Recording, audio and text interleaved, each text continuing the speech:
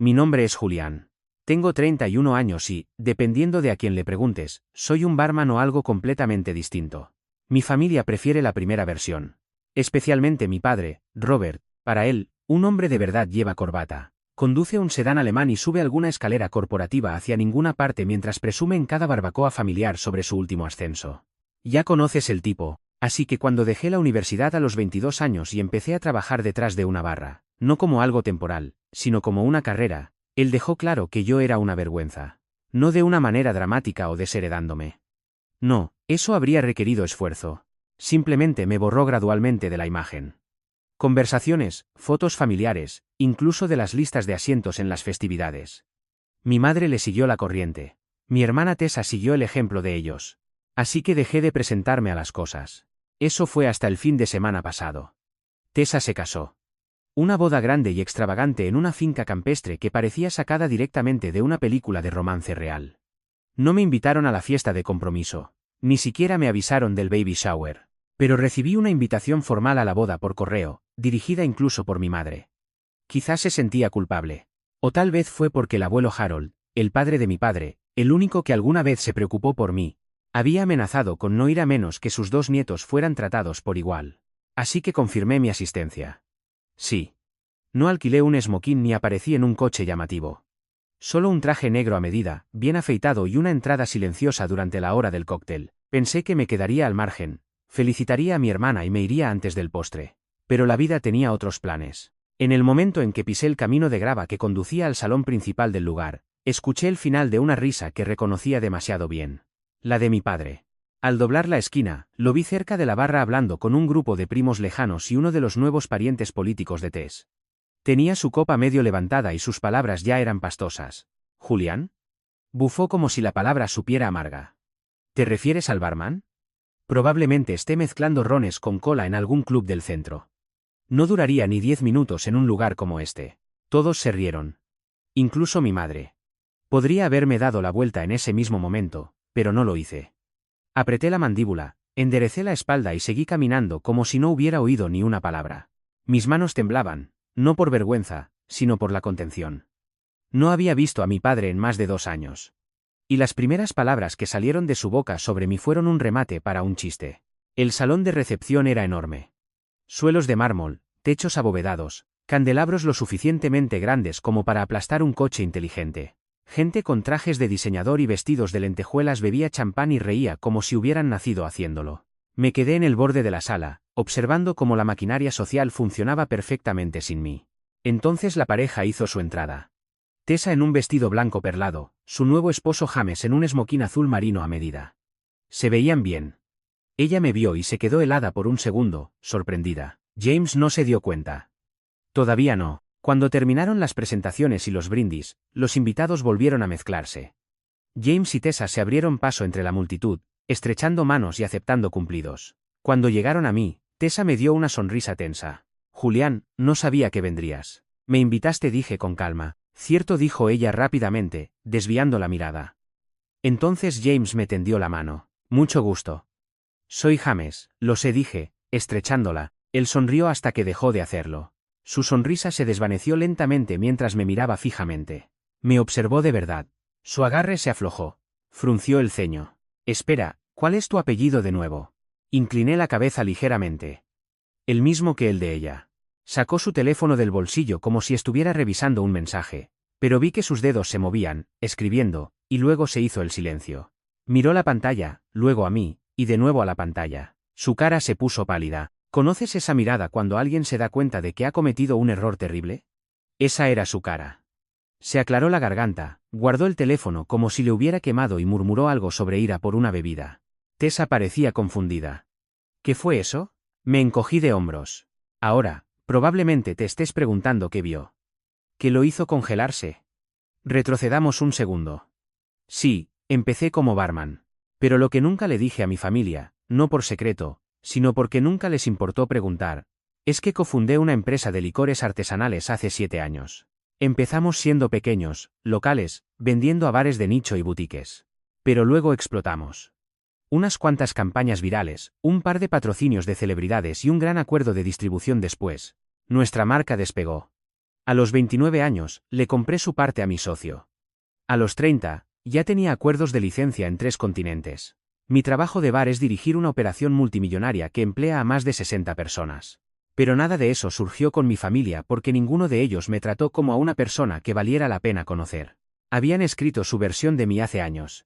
El fracaso, el que abandonó los estudios, el mono de los cócteles, y nunca actualizaron el guión hasta ahora. A medida que avanzaba la noche, los susurros empezaron a flotar por la sala. Vi a James susurrando a su hermano, luego a su padre, luego a un padrino que me lanzó una mirada de asombro antes de apartarla rápidamente. En algún momento entre la ensalada y el plato principal, mi padre se me acercó. Julián dijo, con un tono extrañamente medido. No esperaba verte aquí. Me invitaste, dije de nuevo, con expresión neutral. Cierto, forzó una risotada. Así que, sigues de barman, ¿eh? Podría haberlo dejado pasar. Podría haber sonreído, asentido y mantenido la paz, pero algo en mí se rompió. No he trabajado en una barra en 5 años, dije. Pero uno de mis productos está detrás de la tuya ahora mismo. Pregúntale al barman. ¿El tequila que tienes en tu vaso? Es mío. Él parpadeó. ¿Qué? Soy el dueño de la compañía que lo fabrica. Se rió. No fue real. Estás bromeando. No respondí. Simplemente pasé junto a él y me acerqué a la barra donde el barman estaba apilando vasos usados. Esperé hasta que me notó. Oye, dije. ¿Están usando Caix para el tequila de la casa? Sí, dijo él, iluminándose. Caix blanco.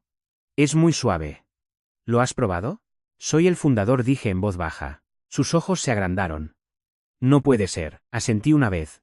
Puede ser, mi padre me había seguido. Escuchó cada palabra a mi espalda. Prácticamente pude sentir su visión del mundo agrietándose como el hielo bajo presión. Y ahí fue cuando las cosas empezaron a desmoronarse de verdad. No tardó mucho. Dejé a mi padre en la barra y volví a mi mesa. Ni siquiera me había sentado del todo cuando lo vi al otro lado de la sala, susurrando urgentemente al oído de mi madre.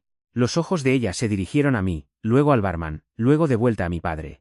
Y vi que su rostro se tensaba con confusión, como si le hubieran quitado la alfombra de debajo de los pies.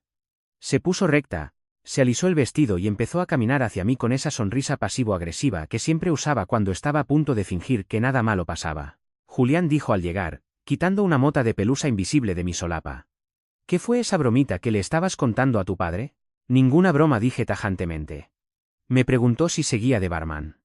Le dije la verdad. Ella parpadeó como si le hubiera hablado en clave. ¿Tú eres el dueño de esa compañía de licores, Caix? Sí, pero nunca nos dijiste nada. Nunca preguntaron, dije simplemente. Sus labios se afinaron. Pude verla tratando de calcular cómo retractarse de esto. Miró a su alrededor, notando las miradas sutiles que nos lanzaban ahora. Primos, amigos, los nuevos parientes de Tess.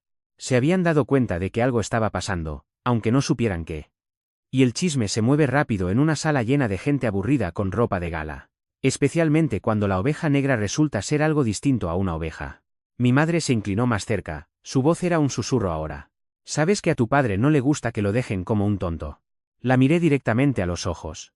Entonces debería dejar de asumir que es la persona más inteligente de cada habitación. Retrocedió ligeramente como si la hubiera abofeteado con palabras. Abrió la boca, pero no salió nada. En su lugar, dio media vuelta y caminó rápidamente de regreso hacia mi padre, cuyo rostro se estaba poniendo rojo. Esta vez no era por el alcohol. Y entonces, como el remate de una comedia mal sincronizada, llegó Tessa. Se puso a mi lado, con los brazos cruzados, pareciendo en cada detalle la novia serena excepto por la tormenta que se gestaba tras sus ojos. ¿Puedo preguntar qué está pasando?, dijo, con voz afilada. James me dijo que eres dueño de alguna empresa. No dio detalles, solo dijo que era algo importante. Asentí lentamente. Caix Spirits. Suministramos a varias cadenas nacionales. Probablemente hayas visto los anuncios. Espera, ella parpadeó. ¿Tú eres ese Caix? ¿Esa es tu marca? Desde el principio. Su boca se abrió ligeramente. ¿Por qué nunca dijiste nada? La miré, tratando de no dejar que años de resentimiento desbordaran. Tessa, ni siquiera me invitaron a tu fiesta de compromiso. Y la Navidad pasada, publicaste una foto con el texto toda la familia junta de nuevo, y yo ni siquiera estaba en ella. Se sonrojó. Yo no quise decir nada con eso. Claro, dije con voz suave, pero ese es el punto. Ninguno de ustedes quiso decir nada nunca. Así es como siempre fue. Ella no respondió, se quedó allí de pie con su vestido de novia sobrevalorado, repentinamente insegura de en qué lado de la dinámica social se encontraba. Y justo entonces, regresó James. Estaba pálido otra vez, sosteniendo su teléfono como si hubiera empezado a sangrar. Él le dijo a Tessa, mirándome como si yo pudiera evaporarme. ¿Podemos hablar? Ella frunció el ceño. ¿Qué pasa? Él me miró de nuevo, luego se inclinó y le susurró algo al oído. No pude oírlo, pero vi cambiar la expresión de ella. Se le desencajó la mandíbula. Sus ojos se dirigieron a mí. De vuelta a él. Y luego hacia el teléfono que él sostenía. Después, ella se giró lentamente hacia mí. ¿Estás en Forbes? Preguntó, con la voz quebrándose a mitad de la frase. Asentí. Entré en la lista de los 30 menores de 30 hace 2 años. También hay un vídeo. James parecía querer derretirse en el suelo. Yo. No sabía quién eras cuando te estreché la mano. Pensé que solo eras. Barman, completé. Él asintió con torpeza. Lo siento. Fue entonces cuando el resto de la sala empezó a ponerse al día. Vi a una dama de honor susurrarle a un padrino. Un primo sacó su teléfono, luego otro y otro. Observé cómo uno de ellos deslizaba imágenes y de repente se congelaba, con los ojos muy abiertos. Giró el teléfono para enseñárselo a otra persona.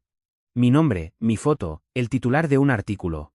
El barman que construyó un imperio de licores.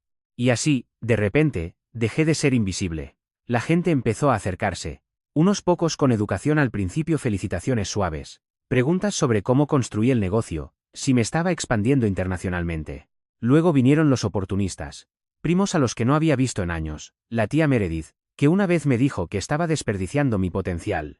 Incluso el tío Greg, que se había reído más fuerte cuando mi padre me llamó fracasado. Ahora estrechaba mi mano como si fuéramos viejos amigos. Era como si hubiera entrado en una realidad alternativa. Parecía un hombre viendo su propia película, excepto que él ya no era el protagonista. Ni siquiera estaba en la escena. Mi madre seguía intentando susurrarle cosas al oído, pero él la apartaba con la mano, demasiado aturdido para articular una frase coherente. Su vaso estaba lleno de nuevo. No se lo estaba bebiendo. No me acerqué a él. No lo necesitaba. En su lugar, respondí a unas cuantas preguntas educadas más, le dije un adiós silencioso a Tessa y me escabullí justo antes de cortar el pastel. No necesitaba quedarme. Mi presencia ya había hecho lo que tenía que hacer. ¿Pero qué pasó después de que me fui? Esa es la parte que realmente les duele, a ellos, al menos. No esperaba lo que vino después. Honestamente, pensé que mi salida había sido limpia. No buscaba un enfrentamiento dramático ni un momento estelar. Solo quería que me vieran de verdad por una vez en sus vidas. No el que abandonó los estudios, no la decepción familiar, solo yo. Pero resulta que no puedes soltar una bomba de verdad como esa en una sala llena de egos y esperar que el polvo se asiente tranquilamente. A la mañana siguiente, me desperté con 10 llamadas perdidas de un número desconocido. Pensé que era telemarketing hasta que revisé el buzón de voz. Era James. Oye, Julián. Soy James. Siento llamar tan temprano. Yo. Creo que deberíamos hablar. Es sobre tu padre. Me incorporé en la cama. El siguiente mensaje llegó unos minutos después. Su voz era más baja esta vez. Mira, sé que las cosas estuvieron raras anoche, pero algo pasó después de que te fueras. Tu madre y tu padre. Bueno, explotaron, delante de todo el mundo. No quería decir nada hasta que pudiéramos hablar. ¿Puedes devolverme la llamada? No lo hice. No de inmediato. En su lugar, abrí las redes sociales y allí estaba. Un vídeo corto y movido, de no más de 20 segundos, publicado por una amiga de Tessa. Apenas se oía por encima de la música, pero los subtítulos contaban la historia. El padre de la novia pierde los papeles durante el discurso. Se marcha en mitad de la recepción. Los comentarios eran brutales. Al parecer, en algún momento después de mi partida, mi padre había intentado dar un brindis. De esos que solía dar en cada reunión familiar cuando aún se veía a sí mismo como el jefe de la mesa. Pero este no cayó igual. No con los susurros volando por la sala. No con la mitad de los invitados buscándome en Google bajo la mesa. Un comentario decía, empezó a decir lo orgulloso que estaba de que Tessa se casara con una familia tan prometedora. Entonces alguien, creo que el primo del novio, preguntó por qué nunca mencionaba a su hijo exitoso. El tipo se puso rojo y simplemente se fue a mitad de la frase. Otro oyó a alguien decir, al menos el barman llegó a Forbes. Pensé que iba a tirar una silla. No pude evitarlo. Me reí, no porque fuera mezquino aunque, vale, tal vez un poco, sino porque por primera vez la narrativa no estaba bajo su control. Ya no podía enterrarme bajo su desaprobación. Yo había superado el agujero. Mi teléfono vibró de nuevo. Esta vez era un mensaje de Tessa. Tessa. ¿Realmente tenías que humillarlo así? Me quedé mirándolo un minuto, luego escribí de vuelta. ¿Yo? Yo no lo humillé. Respondí a una pregunta. La verdad hizo el resto. No respondió. Esa misma tarde, recibí una visita inesperada, el abuelo Harold. El abuelo siempre ha sido callado, un hombre de pocas palabras pero de mucho peso. Cuando abrí la puerta y lo vi allí parado con una bolsa de papel y una sonrisa cansada, me hice a un lado sin decir una palabra. Nos sentamos en mi cocina. Sacó una botella, una de las mías, y 2 vasos. He pensado que si voy a beber tu tequila, debería hacerlo con el hombre que lo fabricó, dijo. Sonreí. Pensé que ya no bebías. Hago excepciones cuando mi familia finalmente me da algo por lo que brindar. Sorbimos en silencio por un momento antes de que él se recostara en su silla. Vi lo que pasó anoche. Tu padre no está acostumbrado a quedar en segundo lugar, y ten por seguro que no está acostumbrado a estar equivocado. Asentí lentamente. Él siempre quiso ser la voz más fuerte de la habitación, y ahora no lo es. El abuelo dijo, no necesitaste levantar la voz. Solo tuviste que aparecer.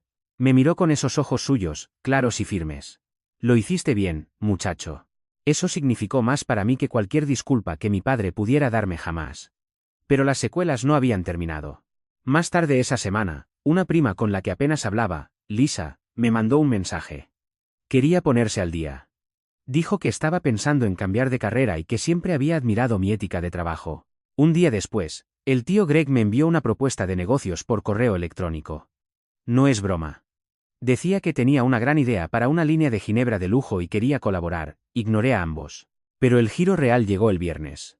Recibí una carta certificada. Al principio pensé que era algo legal, tal vez mi padre intentando alguna maniobra, pero no, era de James. Una carta formal escrita a mano. Sin Tessa, sin familia, solo nosotros dos. Y lo dejó claro en la carta. Hay algo que mereces saber sobre tu familia y sobre tu padre.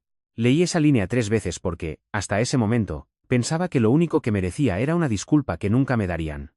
Pero tal vez, solo tal vez, había más. Algo oculto, algo que no querían que descubriera.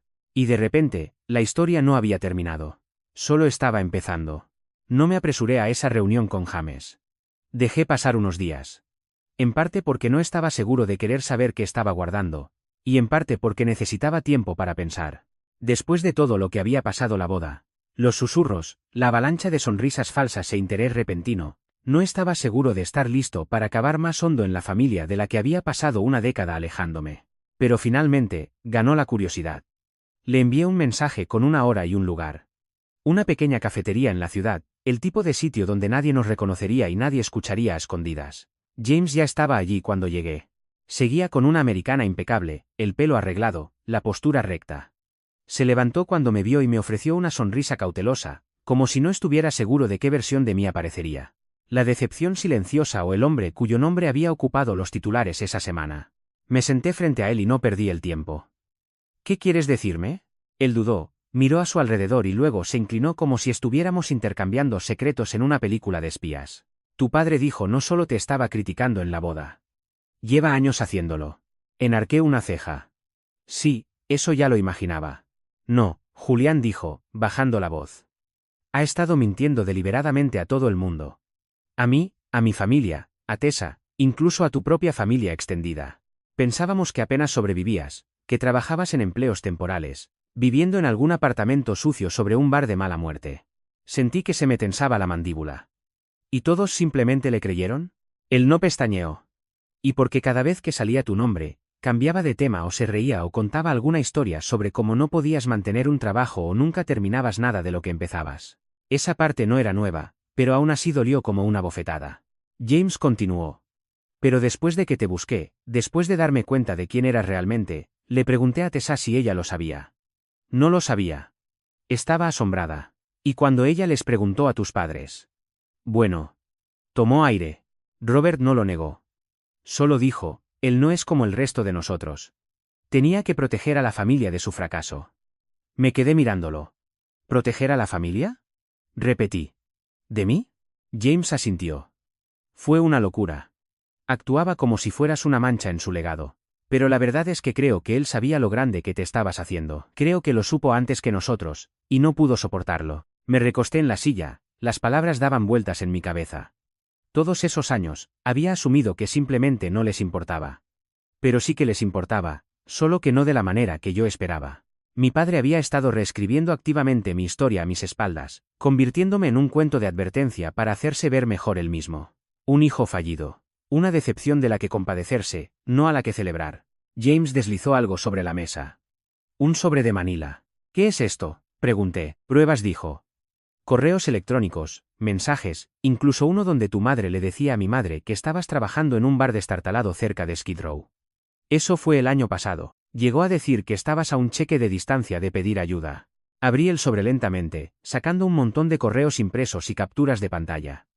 Les eché un vistazo, cada uno era más ridículo que el anterior. Mentiras descaradas, fabricaciones. Algunos incluso incluían fotos mías de hacía años. Una de mí con una camiseta sucia durante la instalación de una destilería. Otra en la que estaba detrás de una barra sonriendo para una sesión promocional, usada como evidencia de lo mal que me iba. Pensé que debías verlos, dijo James. No sabía de qué otra forma arreglar esto. Levanté la vista. ¿Por qué haces esto? Se encogió de hombros, con vergüenza en los ojos. Porque me he casado con esta familia y no me había dado cuenta de cuánta podredumbre se escondía bajo la superficie. Y porque vi tu cara en la boda y me di cuenta de que nunca había visto a alguien parecer tan tranquilo mientras todos los demás corrían para intentar alcanzarte. Miré los papeles de nuevo y luego los volví a guardar en el sobre. Gracias, dije en voz baja, me quedaré con esto. Nos despedimos. Esta vez no hubo apretón de manos, solo un asentimiento. Y cuando salí a la luz del sol, me sentí extraño. No enfadado, ni siquiera sorprendido, simplemente lúcido. Como si la última pieza del rompecabezas hubiera encajado. No fui a casa de inmediato. En su lugar, conduje hacia las afueras, de vuelta a la casa en la que no había puesto un pie en años. La casa donde crecí, donde me dijeron quién debía ser y donde finalmente fui descartado como un experimento fallido. El coche de mi madre estaba en la entrada. También el de mi padre. Toqué el timbre. Mi madre abrió, luciendo su habitual sonrisa pulida, la que usaba para dar la bienvenida a los amigos de la iglesia o a los vecinos de los que cotilleaba en secreto. En el momento en que me vio, la sonrisa flaqueó. Julián, dijo, con voz tensa. ¿Qué haces? ¿Está papá en casa? Ella no se movió. ¿Por qué? Quiero hablar. Pasó un momento. Luego se hizo a un lado. Está en el despacho. Lo encontré en su escritorio leyendo algo en su tableta. No levantó la vista cuando entré. Mira quién decidió finalmente volver a casa, murmuró, siguiendo con el scroll. No estoy aquí para una reunión familiar, dije. Estoy aquí para decirte que sé lo de las mentiras. Las historias que has estado difundiendo, los correos, las falsas narrativas, todo. Se congeló lentamente. Dejó la tableta y me miró. No sé qué crees que sabes. Lancé el sobre su escritorio. Él no lo abrió. Pasaste años intentando borrarme, dije, manteniendo la voz tranquila, pero no desaparecí. Construí algo real. Y no pudiste soportarlo, ¿verdad? Porque significaba admitir que estabas equivocado. No dijo nada. Le dijiste a todo el mundo que yo era un fracaso, que apenas sobrevivía, que había avergonzado a la familia. Pero la única vergüenza en esta casa es el hombre que pensó que mentir sobre su propio hijo lo hacía más respetable. Abrió la boca, pero lo corté. No estoy aquí para discutir. No estoy aquí para gritar. Estoy aquí para hacerte saber que cualquier versión retorcida que hayas creado de mí, termina hoy. La verdadera historia ya ha salido. Y puedes aceptarlo o pasar el resto de tu vida fingiendo que no criaste a un hombre más exitoso de lo que tú serás jamás. Él hizo una mueca ante eso. Bien, he terminado de intentar ganarme tu respeto. Perdiste el derecho de darlo. Con eso, me di la vuelta y salí. Mi madre intentó detenerme en el pasillo, tartamudeando algo sobre cómo las cosas se habían malinterpretado. Ni siquiera la miré. Dejé la casa por última vez. Eso fue hace 8 meses. Desde entonces, las cosas han cambiado. No porque yo las forzara, sino porque dejé de seguir su guión. Tessa me contactó unas cuantas veces. Disculpas, mensajes largos, párrafos llenos de culpa sobre cómo nunca se dio cuenta de lo profunda que era la preferencia. Le respondí cortésmente, pero no me desviví por arreglar nada. Tal vez algún día, tal vez no. James y yo mantuvimos un contacto ocasional. Respeto que me dijera la verdad. No confío en él, no del todo, pero lo respeto. En cuanto a mis padres, no he sabido nada de ellos. Ni llamadas, ni correos, nada. Pero hace unas semanas, recibí una alerta de que alguien había solicitado una reunión con el equipo legal de mi empresa. Una consulta anónima sobre tarifas de licencia y uso de marca, rastreada hasta una pequeña firma de consultoría dirigida por, lo has adivinado, el tío Greg, Rechacé la solicitud. Ese mismo día, doné una gran suma a una organización sin fines de lucro que financia becas de hostelería para estudiantes de bajos ingresos. La donación se hizo a nombre de mi padre. Una semana después, recibí una carta por correo. Sin dirección de remitente, solo 2 palabras dentro. ¿Por qué? Sonreí. Porque algunos legados se heredan, otros se construyen. ¿Y el mío? El mío es mejor de lo que ellos podrían haber imaginado jamás.